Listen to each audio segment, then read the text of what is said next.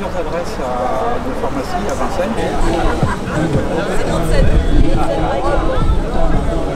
Alors bonjour à tous. On est, comment ça se dit, cette manifestation statique devant le rectorat de Créteil a été organisée donc par les patriotes du Val-de-Marne.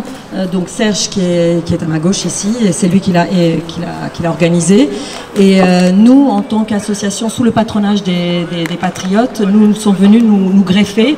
C'est l'association ADEE, l'association de défense des élèves et des étudiants. Parce que c'était tout à fait dans notre objectif en fait. La mise en place aussi du pass sanitaire pour les jeunes de 12 à 17 ans, hein, on va dire 18 ans parce qu'ils n'ont pas voulu dire 18 ans. Ça c'est vraiment scandaleux. Hein. Plus les vaccinodromes qui se mettent à côté des facs ou des écoles. Donc ça c'est complètement aberrant. Donc ça on se bat contre ça. Contre le pass sanitaire en général, il y a la vaccination obligatoire aussi, et ça va de soi. Hein. Donc c'est pour ça qu'on est là cet après-midi devant le rectorat, pour démontrer qu'on ne lâche pas, hein, et si ça continue, on ira encore plus loin. Alors je reprends la parole pour l'ADEE, l'association de défense des élèves et des étudiants, des patriotes. En fait, nous avons à peu près, nous avons quelques points en fait de nos revendications sont les suivantes. La suppression du masque à l'école, sans jauge et sans retour de possible en arrière. Nous demandons également l'arrêt de fermeture des classes. Nous en avons à peu près 2500 sur notre territoire qui sont actuellement fermées. Et c'est catastrophique, c'est vraiment catastrophique. Rétablissement de toutes les activités scolaires et extrascolaires, que ce soit culturelles ou sportives. Voilà. Retrait aussi de la propagande un peu covidiste dans les manuels scolaires, elles n'y ont rien à y faire en fait. Hein. Donc voilà, et cette propagande-là est favorable aux restrictions sanitaires, au confinement, à la vaccination Covid, ce genre de choses. Et nous n'en voulons pas. Voilà, les enfants sont là, les étudiants sont là pour étudier, non pas pour subir un lavage de cerveau ou une propagande outrancière. Nous demandons effectivement ce qu'a dit Serge, notre référent dans le 94, l'arrêt immédiat des rondes des vaccibus aux alentours des établissements, dans les établissements, comme par exemple, entre autres par exemple le bus Skyrock, mais il y en a énormément qui sont gouvernementaux, mis en place par notre État, avec nos impôts, voilà, et personne ne nous demande rien, on n'est pas d'accord, mais on ne nous demande pas. Comme par exemple Savax, Skyrock, le bus Skyrock, en échange d'un comment ça se dit, dédicace, effectivement, en échange d'une dédicace, vous avez une injection, donc c'est merveilleux. Voilà, moratoire immédiat également sur la vaccination des moins de 18 ans, en attendant un arrêt définitif sur des bases scientifiques qui ne devraient pas être difficiles, étant donné qu'aujourd'hui l'épidémie est quasiment terminée. Bonjour à tous, je suis très heureux d'être parmi vous aujourd'hui, et je suis également très heureux pour ceux qui ne savent pas que nous avons lancé la DEE il y a seulement quelques semaines et nous avons déjà des milliers de personnes qui nous ont rejoints, donc c'est extrêmement encourageant pour la suite. Je ne vais pas rappeler ce qu'a dit Ouba concernant nos revendications. Je vais seulement rajouter que de plus en plus de personnes nous rejoignent et nous allons demander le plus rapidement possible une rencontre avec le ministre Jean-Michel Blanquer pour lui demander pourquoi est-ce qu'il fait subir ça à nos élèves, à nos étudiants. On pourrait aussi également le faire avec Madame Vidal, avec Madame Frédérique Vidal, la ministre de l'Enseignement supérieur, puisque, là je parle dans le cas des étudiants, puisque cela me concerne davantage, on a les week-ends d'intégration, les soirées étudiantes qui sont soumises à pass sanitaire, on a le masque en permanence dans les établissements scolaires, ce qui empêche totalement un développement de la vie sociale, alors qu'on sait à l'université qu'il est très important. Je parle en mon cas, on m'avait promis les plus belles années de ma vie, les meilleures rencontres, les plus beaux moments. Pour l'instant, c'est mal parti, et justement c'est pour ça qu'on a décidé de lancer la DEE, pour se battre pour les élèves, pour les étudiants, et pour tout simplement l'avenir de la France. Merci beaucoup. Actuellement, depuis le 4 octobre, on a mis en place vous voyez un peu un tableau du port du masque à partir de 6 ans dans les établissements scolaires. Si vous avez un taux d'incidence dans un territoire de 50 pour 100 000, eh bien, vous repassez en niveau 2 et vous n'êtes plus en vert, vous êtes en orange, en jaune, en violet, enfin bref, dans tous les trucs. C'est tellement aléatoire. Moi, je ne sais pas ce qu'il en est pour vous, mais en ce qui me concerne, en tant que mère d'enfants étudiants, j'ai l'impression qu'on joue à un gigantesque jeu de loi. C'est-à-dire, on avance, et puis vous tombez sur une mauvaise case, et vous revenez au départ. Enfin, on ne sait pas, c'est tellement aléatoire et c'est un peu pavlovien un peu, hein, en fait. Hein. On vous apprend, voilà, vous mettez le masque, vous enlevez le masque, on ne sait pas, c'est orange, c'est jaune, c'est vert, on ne sait pas trop sur quels critères. Les gens continuent à se tester, on ne sait pas pourquoi, mais enfin ils se font tester. Après ça va être tous les cas contacts, la grand-mère, le grand-père, les petits copains qu'on a vus il y a 2 semaines. À ce rythme-là, c'est sûr qu'on peut aller très loin, et on peut tout faire. Donc voilà. Donc voilà.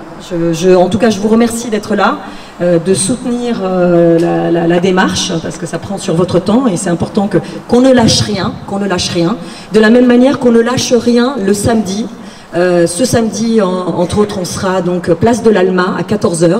Et c'est très important, on compte sur vous, on compte sur nous tous pour être là et continuer à tenir la rue et être visible, parce que nous sommes souverains et c'est nous qui sommes concernés. C'est tout ce qui est en train de se faire, c'est avec nos impôts, tout ce qui est en train de se faire, c'est avec nos enfants, nos neveux, on a tous des enfants qu'on aime, même les enfants des copains. Voilà, et c'est pas admissible dans notre pays. Voilà, donc vive la France, vive la vérité, vive la résistance, vive la France une fois de plus. Nous sommes là aussi pour se battre contre le projet de loi qui va être déposé par le sénateur, je ne vais pas nommer son nom parce que... c'est socialiste. Oui, c'est un socialiste. De toute façon, ils sont tous socialistes, tous en marche. Quel que soit, il n'y a plus d'opposition, de toute façon. À part les patriotes. Je m'excuse. Donc là, il veut déposer un projet de loi pour une vaccination obligatoire, mais que ça soit inscrit dans la Constitution. Donc c'est beaucoup plus grave. C'est une vaccination obligatoire pour tout le monde. Pas que les enfants, pas que les adolescents, pas que les anciens, c'est tout le monde. Donc c'est vraiment scandaleux. Donc nous, déjà samedi, on fait cette marche-là. Mais la semaine prochaine, je vais voir avec moi mes collègues et tout ça, de l'Île-de-France et tout, si on fait pas un blocage devant le Sénat, ou comment dire, on va lancer aussi avec un autre ami du Var des vidéos devant toutes les permanences des députés et des sénateurs. S'il y en a pour les sénateurs, mais devant tous les députés, lundi prochain, on lance tous, parce qu'ils ont tous voté pratiquement pour, à part quelques-uns. Donc on va faire une vidéo pour crier haut et fort notre scandale, contre ce pass sanitaire qui est de toute façon tout à fait illégal. De toute façon, les 2 décrets du 5 et du 9, ils sont de toute façon illégitimes, vous le savez tous. Il faut se battre.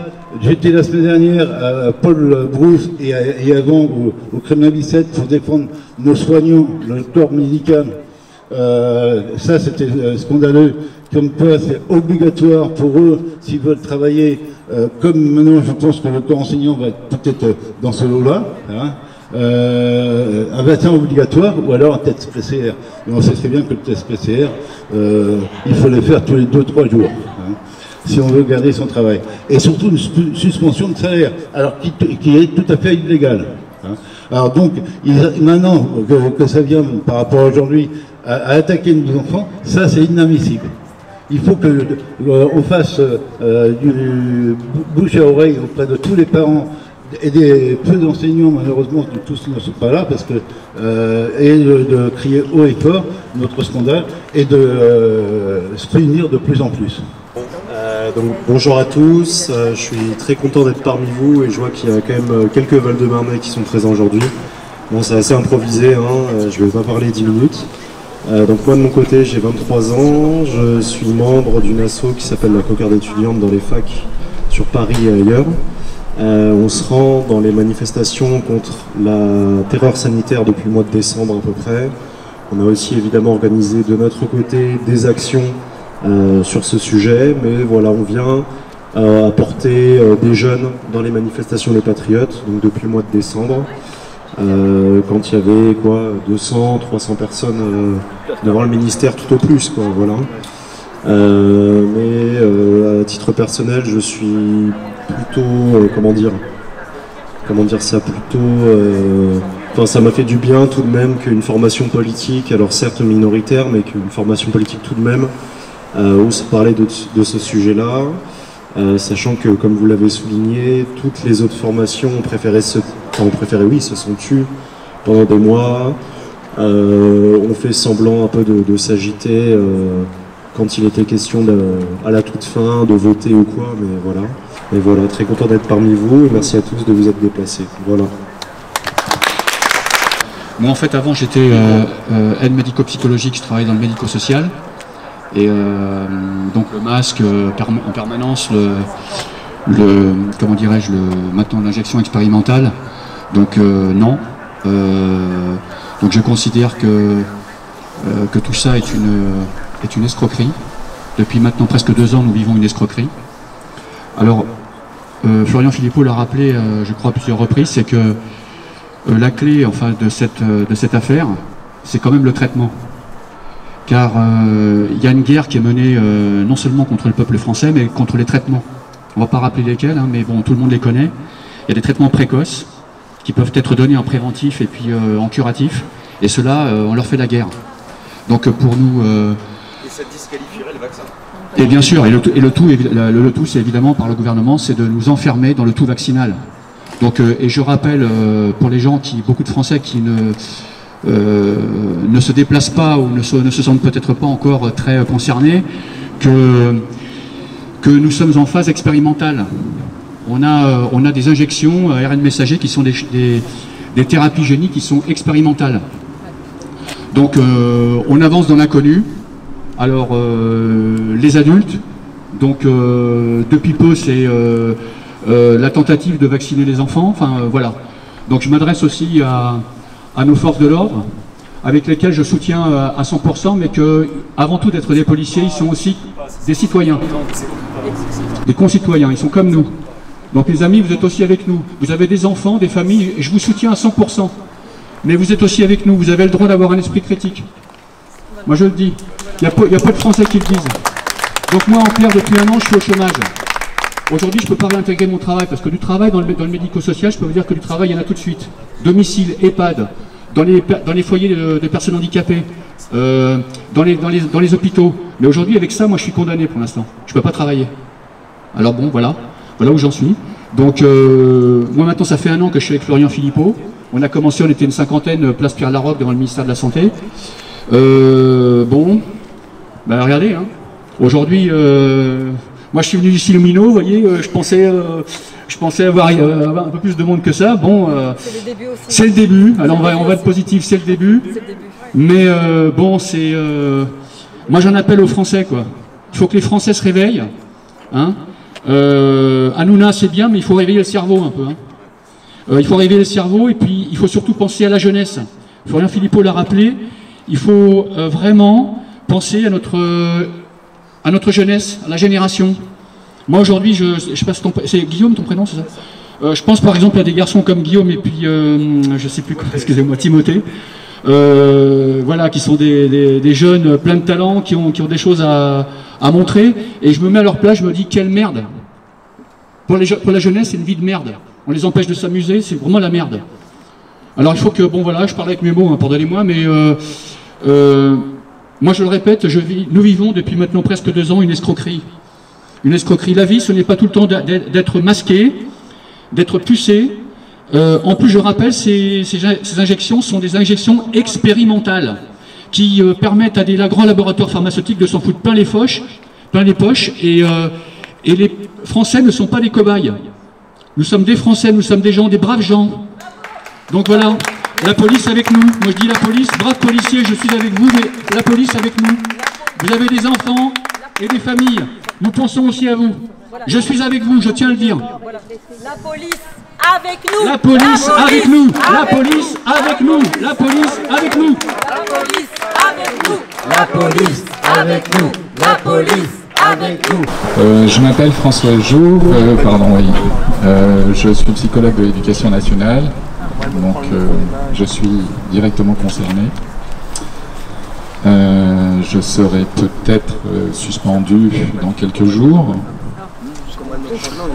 Et ça fait 27 ans que je travaille. Bon, j'aime mon travail. J'aime mes enfants. C'est mon enceinte sur laquelle vous parlez. Et là, on nous demande quoi? On nous demande de nous vacciner de force, soi-disant pour protéger les autres. On sait au jour d'aujourd'hui que les vaccinés sont aussi contaminants que ceux qui ne le sont pas. On sait que les chiffres qui sont en France donnés pour les gens qui sont aux urgences sont étrangement très différents de ceux que l'on obtient quand on va dans d'autres pays. À savoir que vous avez des chiffres très élevés, des pourcentages bien supérieurs à 50% de gens double vaccinés ou vaccinés dans les urgences dans les autres pays. Je demande pourquoi les chiffres français sont ou seraient différents.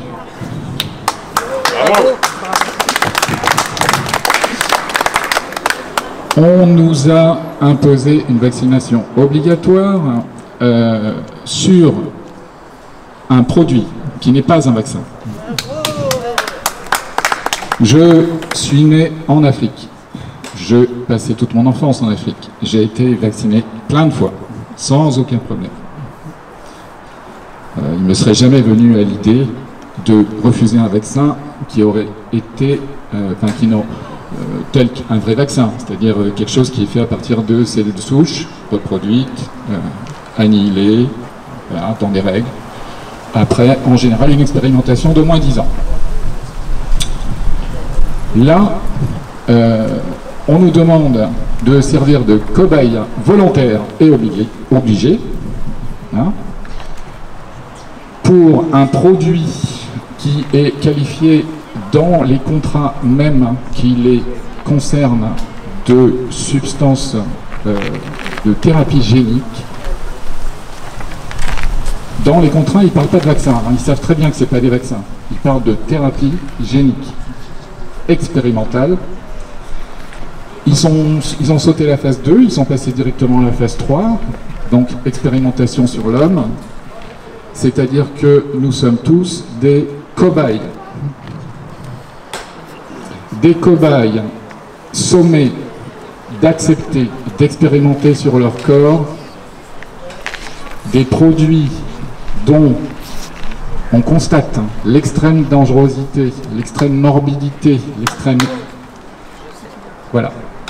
Les chiffres sont énormes. Ils sont cachés à la population française, mais ils sont énormes. Vous avez les chiffres sur Audra Vigilance, vous avez les chiffres du VAERS aux États-Unis, hein, qui donnent des choses absolument dramatiques à observer. Audra Vigilance, non, c'est... Alors, sur Audra Vigilance, on est à 15 000 à peu près morts au 25 septembre, en Europe. 25 000 en sachant que ça ne représente, là c'est un consensus scientifique, que ça ne représente que 5% de la réalité. Ce qui fait que pour chacun de ces chiffres, il faut les multiplier par 20 à peu près pour avoir une approche de la réalité. Et on nous demande d'accepter de jouer la roulette russe, notre santé, celle de nos enfants, pour satisfaire à quoi? L'argent. Alors on peut voir en effet un certain nombre d'intérêts concordants, convergents derrière cette soudaine obligation. Réduire la surpopulation mondiale. Mais ça, c'est une interprétation que je peux éventuellement partager, mais si tu veux, moi je veux rester sur le factuel. Je veux rester sur le factuel. Le factuel, c'est que nous sommes en phase 3 de produits expérimentaux, extrêmement dangereux, et que la dernière fois qu'on a obligé des populations à subir des expérimentations médicales de masse, c'était dans les camps de Buchenwald, d'Auschwitz et de Dachau. Voilà ce que je pense. Défense des élèves et des étudiants va prendre un peu la parole. Voilà, bon, eh bien, je pense que le type de témoignage que nous venons d'avoir avec ces deux messieurs sont des témoignages extrêmement forts. Alors, on l'a constaté avec Ouba et Guillaume lors de nos rassemblements, très clairement, vous avez beaucoup d'interrogations, et c'est tout à fait normal que les uns et les autres, nous n'en soyons pas forcément au même point de l'analyse, du décryptage de tout ce qui arrive depuis 18 mois. Ce qui est certain, c'est que la constitution de ce collectif ADE est vraiment une nécessité, tout simplement parce qu'on a vu le nombre de personnes comme vous, que ce soit des enseignants, monde de l'éducation, des parents d'élèves, leur nécessité que de s'unir, de ne pas rester seul. Alors, on peut avoir des sensibilités différentes et des décryptages, des lectures différentes de ce qui nous arrive, et puis bon, on cherche aussi à s'en sortir, à décrypter ce qui peut arriver. Ce qui est certain, c'est que il est très important de ne pas rester seul, comme le dit Florian, donc important de se fédérer par corporation, c'est très important. Donc notre but avec Ouba et Guillaume dans les temps à venir est de vous proposer au sein de ce collectif des réponses les plus appropriées possibles au niveau judiciaire, mais aussi des actions comme aujourd'hui, de visibilité, de visibilisation, comme le dit Florian, pour que non, on ne soit pas invisible. Parce que non, nous ne sommes pas tous d'accord avec le port du masque pour les enfants, même s'il est levé dans certains départements, reste à voir. Également, bien évidemment, de l'obligation vaccinale qui nous pend éventuellement au nez pour les enfants et qui fait manifestement très peur. Vous n'auriez pas été des centaines à vous inscrire au dernier rassemblement, ce dont on vous remercie naturellement. Et merci encore de votre présence ici aujourd'hui. On vous attend encore nombreux, enthousiastes et dans la paix samedi 14h, place de l'Alma avec les Patriotes. Merci à vous. Contre nous de la tyrannie, l'étendard sanglant élevé, l'étendard sanglant élevé. Entendez-vous dans nos campagnes mugir ces féroces soldats qui viennent jusque dans nos bras, égorger nos fils et nos compagnes, aux armes citoyens. Bonjour, je suis Serge Leclerc, le référent du Patriote du Val-de-Marne. Nous avons organisé, enfin par mon intermédiaire, cette manifestation devant le rectorat de Créteil pour dénoncer le port du masque et la vaccination obligatoire. Puis plus est maintenant le fait qu'ils ont dit entre 12 et 17 ans, que ce sera obligatoire. Sinon, il faut un pass CNT pour aller pour les jeunes, hein, aller au cinéma, à la danse, boire un pot avec leurs copains. Donc ça, c'est scandaleux, scandaleux. Plus le port du masque qu'on dénonce depuis le début parce que c'est vraiment dangereux pour les enfants. Mais ça, alors même s'il a dit une quarantaine de départements, ça va tomber plus une vingtaine, mais c'est vraiment du bricolage. Surtout que là, maintenant, avec la vaccination, que les jeunes, par peur, ont été de se faire vacciner, on voit que des cas bénins ou graves contre cette vaccination se sont produits. Hein. Donc déjà, comme disait mon collègue tout à l'heure, c'est pas un vaccin déjà, c'est un produit d'expérience. Hein. Et donc on est contre tout ça. On est contre aussi les vaccinodromes à côté des facs, à côté des écoles, parce que ça aussi c'est pour moi, hein, c'est illégal, c'est provocateur. Hein. Et c'est pour ça qu'on va aussi intervenir auprès de ces vaccinodromes à côté des écoles ou des facs pour faire valoir nos droits. Alors j'ai demandé que le recteur me reçoive et j'ai la réponse négative. Nous, on n'a pas à voir avec vous. De toute façon, nous, on a des ordres qui viennent du préfet et du gouvernement. Donc, tout ça. On a beau rappeler que c'est illégal, que le décret déjà n'a pas été passé au journal officiel, parce que le Sénat avait fait le blocage. Mais malgré ça, non, ils ont, comme s'ils étaient anesthésiés par rapport aux réalités. Ah bah ça, de toute façon, nous on demande qu'il soit arrêté immédiatement. Donc même s'ils veulent prolonger jusqu'à l'année prochaine, au mois de juin, pour qu'ils puissent gagner par rapport aux élections, parce que le but aussi de prolonger, c'est que là, à l'Assemblée générale, nationale, pardon, ils ont décidé de mettre sur le site pourquoi vous êtes abstenu, tout ça. Et à la fin, est-ce que vous voulez qu'on fasse par correspondance, par électronique ou quoi que ce soit. Ça c'est le but, parce que si les gens sont contre les passes et contre la vaccination, ne puissent pas aller voter ou faire par internet, parce que ça ne marche pas, pour éviter qu'ils aillent voter.